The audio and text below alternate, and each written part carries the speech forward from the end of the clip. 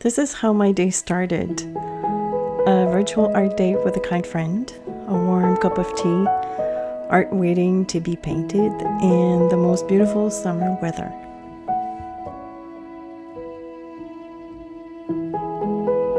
Good day, creative friends. I hope you are doing well. So I am keeping up with the August explorations theme, and in this video I will be experimenting with Inktense pencils by Derwent. But before I talk about the pencils, I'd like to share some thoughts on the importance of connecting with other creatives and how it has made an impact in my creativity and even in my work process.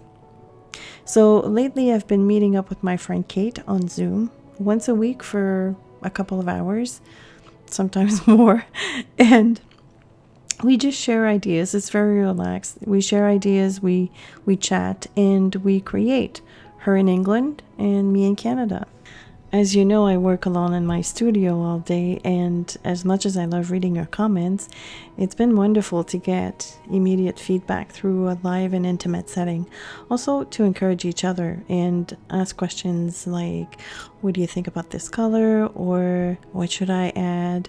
Instead of going into an internal debate that never seems to end or end on a positive note. Look at these colors. Oh. Yeah, they're lovely, aren't they? Oh, they're beautiful. I know. Very, very nice. I don't know what to choose. So I ended up not choosing exactly those colors, but I wanted you to see the pencils, what they look like. I will list the supplies as usual in the description of this video so that you can check out the colors that I actually used. Now, to talk about the Inktense pencils, they are water-soluble pencils which create ink-like color when combined with water. So in that respect, they work the same way as watercolor pencils, but they dry permanent, which means that they can be worked over without affecting the previous layer. And I will be working in layers for this painting. I also read that they are suitable for use on fabric and other surfaces, so they're very much versatile. So what I did for this painting is started with another painting with blue apatite genuine. It's not necessary because it'll get covered with a dark color, and that was kind of like an executive decision that I took towards the end. But for now, I'm just using the Inktense pencils in the colors that I want the leaves to be, to trace the leaves. And if there is a border, I really don't mind because I already knew that I was going to use gold to outline the leaves. And so I started, like I said, with just the outline, and because I was using 3 different colors for the leaves, I didn't want to mix them up because when you only see the outline, it's difficult to tell what color they are. So I just started filling the leaves in a little bit with that light green and the fuchsia. The other ones, I knew that they were going to be the darker green. And with a brush, I just basically went over the lines and diluted them. And that was the first layer of the leaves. So I did that all around the painting. I did all the leaves at once. I should add that for this process, I did not have any paint on my brush. The only color that you see comes from the outline. I used clean water, and I made sure to rinse my brush, obviously in between colors, and just went over the lines. That's it.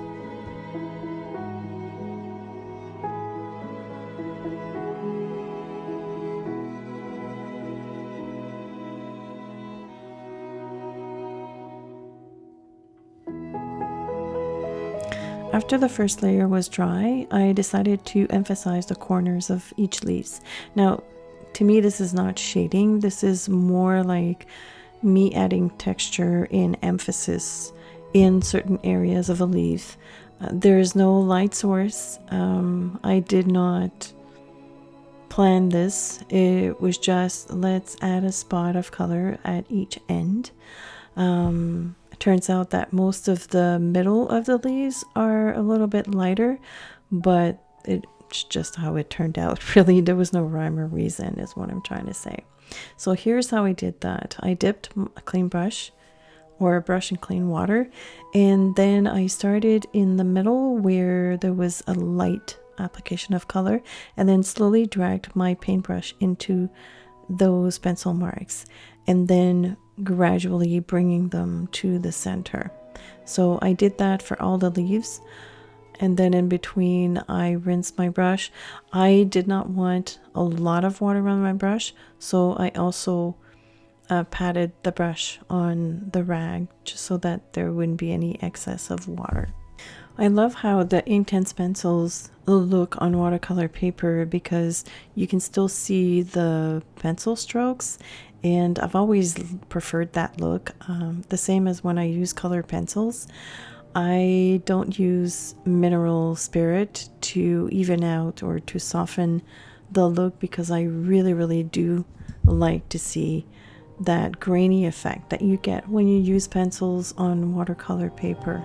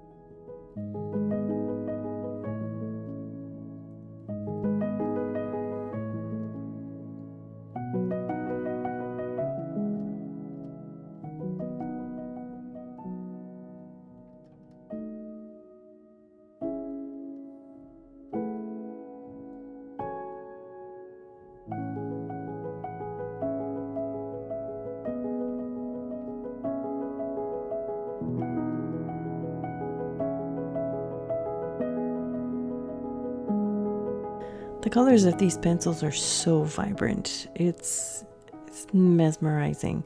And I'm not sponsored by Derwent to say this. This is my honest opinion. I've had those for years, and I'm not saying that you should go out and buy them, but if you have them and you want to use them, here are a couple of ideas for you to play with.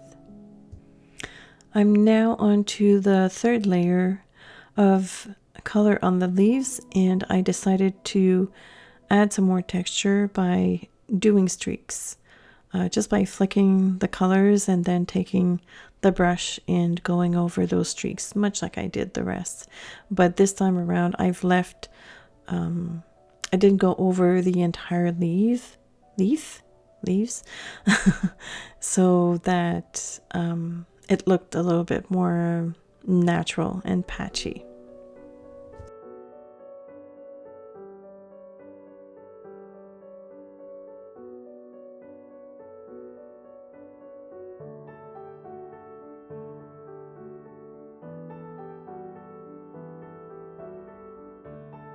By the time I got to the background, my session with Kate was finished, and it's a shame because I would have asked her, oh, should I do the background? Should I do the dark background? I have sketched it in my sketchbook before I started this painting, so I sort of knew more or less what it would look like, but sometimes there's a disconnect between the paper in my sketchbook and the watercolor paper, so you're never 100% sure what it will look like on watercolor paper. But I'm pretty sure Kate would have said, just go for it. And so I did, and I'm glad I did. Especially with that color. This is blue apatite genuine, and it is such an amazing color. I compare this to blue denim blue, and it's very granulating, which just adds more texture to this work, and I think it brought out those leaves in a good way. I don't know, I feel like it's in harmony with the colors that I have chosen for the leaves. So I'm quite happy with it.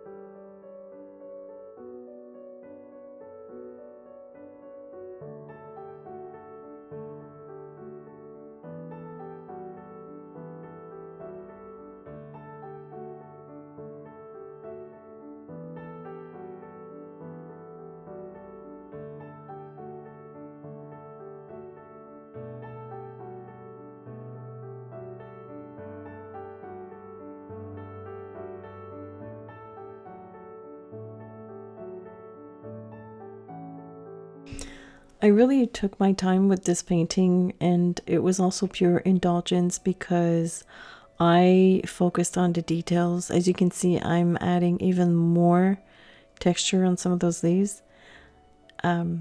Also, it's because I didn't want to put down the pencils. They were so much fun to play with, and I just could not stop. And so it was what I would call a very joyful creative session. Pure indulgence and pure fun. Here's a tip for you. If you want to create something that's really streaky, choose a brush that doesn't hold as much water as your favorite watercolor brushes would. It's going to end up doing the same effect as dry brushing. So if the brush doesn't hold a lot of water, it will pick up some of the color, but not carry it as far as a regular watercolor brush would. So this only emphasizes the streakiness. And I loved it on the leaves. I had so much fun. Here's what the painting looks like before I added the gold.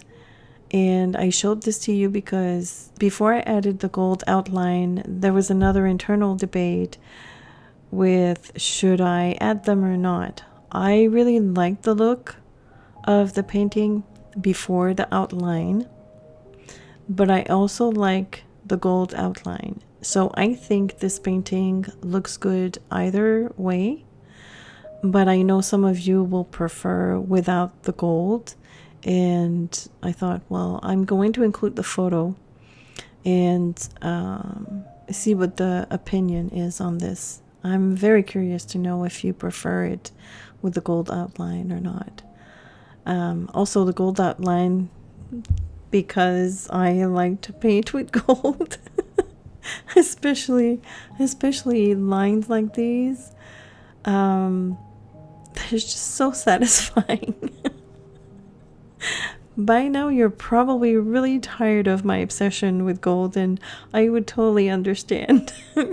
But if you share this with me, yeah, it's just fun. There's no other explanation.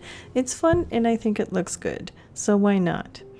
It gives me the vibes of stained glass, maybe.